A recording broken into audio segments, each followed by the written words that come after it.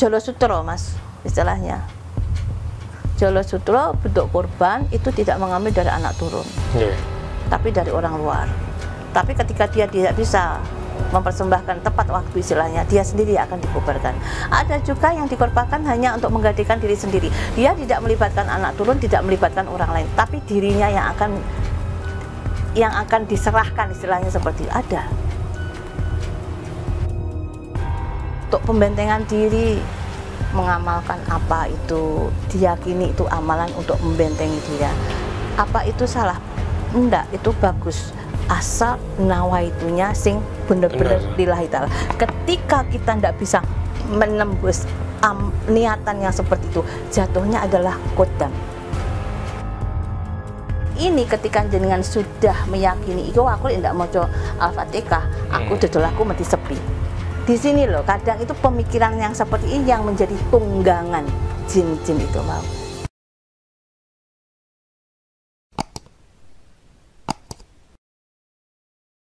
Atau katakan ada pertanyaan ya, saya mendaulin jenengan, saya tidak tanya, tapi saya mengeluarkan pertanyaan, apakah tidak bisa bentuk perjanjian goib itu istilahnya diputus?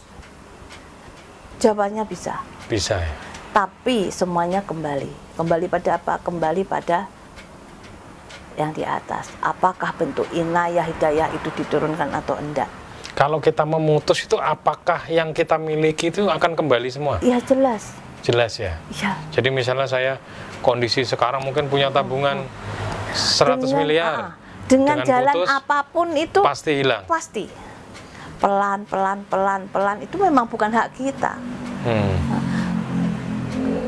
Satu contoh ya, Mas. Kita sering lihat pertokoan sing besar tapi tidak jadi. Ada mall yang besar tapi tidak jalan. Akhirnya ngangkrak istilahnya. Kebanyakan dari itu, kalau dari mata saya yang melihat ya, dari mata batin, itu hasil yang didapat bukan dari sesuatu yang bersih. Artinya itu adalah tanah harta perjanjian. Ketika tanah dan harta perjanjian itu belum terselesaikan istilahnya, ya tidak akan bisa menjadi hak mutlak kita. Betul loh. Kalau kita sudah masuk dalam ranah seperti ini, dimensi ini, akan rumit sekali. Sangat-sangat rumit. Dan semakin tidak bisa diterima akal. Tetapi kita harus meyakini memang itu iya kebenaran. Tetapi sulit untuk memiliki kebenaran itu. Kaitannya gini Bu, istilahnya satu contoh kasus mungkin apa ya, perusahaan. Perusahaan ataupun tadi mungkin toko dan lain sebagainya yang mengorbankan bukan dari pihak keluarganya. Ada. Tapi karyawan, terus yang lain atau orang-orang sekitarnya. Jolo Sutro, Mas, istilahnya. Jolo Sutro bentuk kurban itu tidak mengambil dari anak turun, tapi dari orang luar. Tapi ketika dia tidak bisa mempersembahkan tepat waktu, istilahnya dia sendiri akan dikubarkan. Ada juga yang dikorbankan hanya untuk menggantikan diri sendiri. Dia tidak melibatkan anak turun, tidak melibatkan orang lain, tapi dirinya yang akan diserahkan, istilahnya seperti ada. Macem-macem. Kalau karyawan itu berarti apa namanya, yang misalnya kita memilih, oh ini yang nanti jadi korban atau gimana? Setiap yang dipilih itu ada penilaian atau karakter yang harus sesuai. Harus sesuai. Dan yang dikorbankan biasanya istilahnya apa ya, yang sudah masuk apa istilahnya, banyak makan hasilnya. Karyawan kan memang makan hasil, tetapi kadang ada sesuatu nilai lebih di sana gitu loh, yang dikasih lebih gitu loh. Iya, itu memang ada.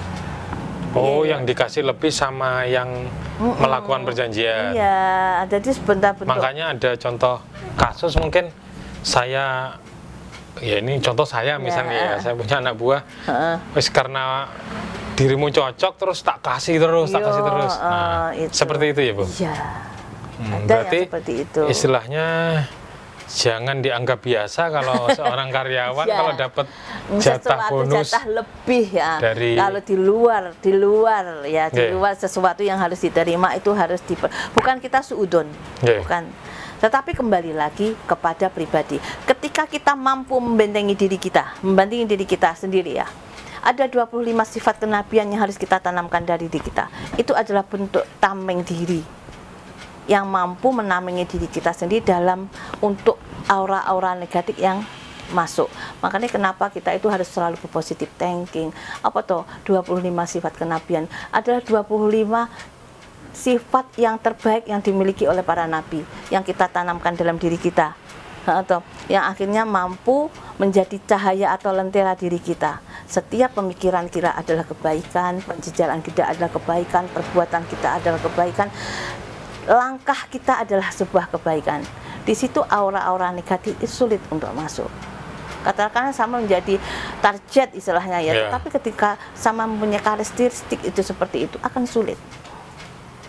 tetap ada yang bisa membentengi ya. Iya, tetap enggak ada. Makanya benteng yang terhebat atau yang terkuat yang dimiliki apa toh? Ya ketika kita mampu membentengi diri kita sendiri dengan 25 sifat kenabian itu. Enggak perlu pakai bundel-bundel atau jimat-jimat seperti itu, enggak perlu. Justru itu nanti akan memberati langkah kita, akan menjadi sandungan kita di akhir kehidupan. Ini yang kadang tidak bisa kita pahami. Karena apa? Ini rahasia. Itu maaf loh ya, kalau saya bicara semakin jauh mungkin keluar dari yang jenengan pinginkan ya, berarti ini hanya sebuah pembelajaran, sebuah proses yang saya terima dan saya sekarang bagikan untuk kemudian nanti jenengan atau semuanya itu nanti bisa menerima. Saya tidak punya hak untuk memaksa semuanya kembali kepada nafsi-nafsi. Ya. Setiap apapun yang kita yakini harus keyakinan sing lillahi ta'ala.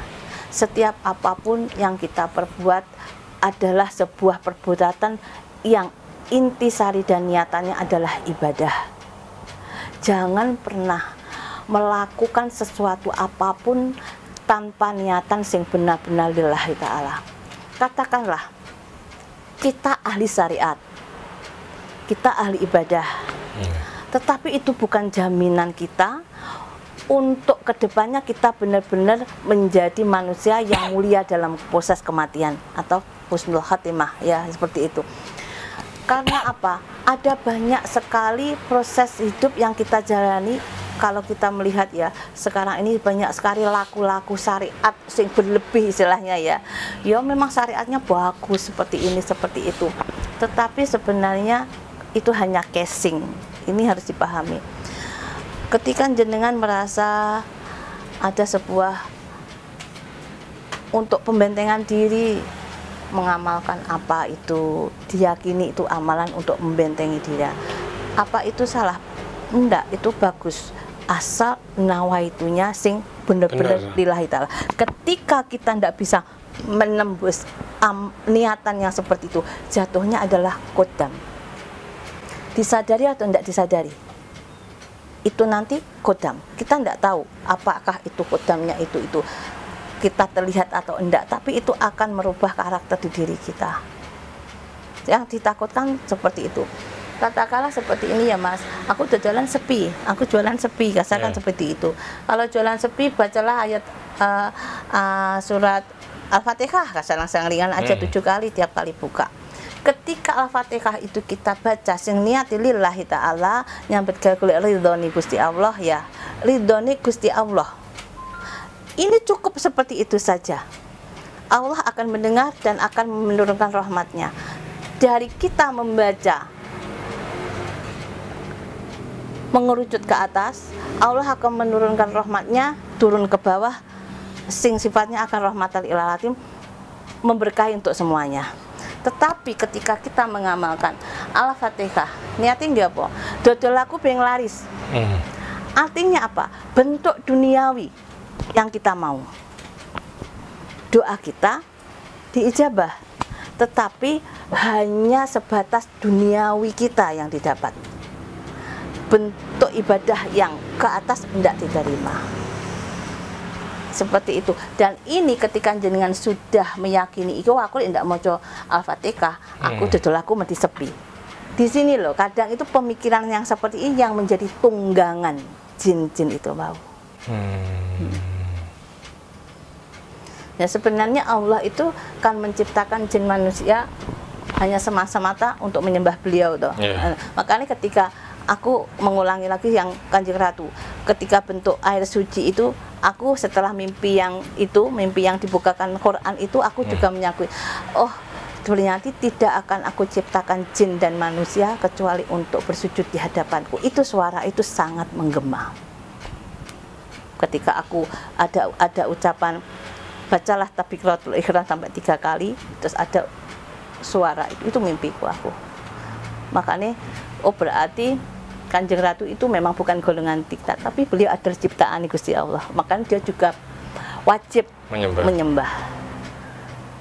Nah, dari sini kan kita bisa memetik sebuah kesimpulan kan ya, kalau untuk Kanjeng Ratu sebenarnya beliau adalah sosok yang sebenarnya sangat-sangat baik, sangat-sangat lembut, tapi sangat-sangat tegas.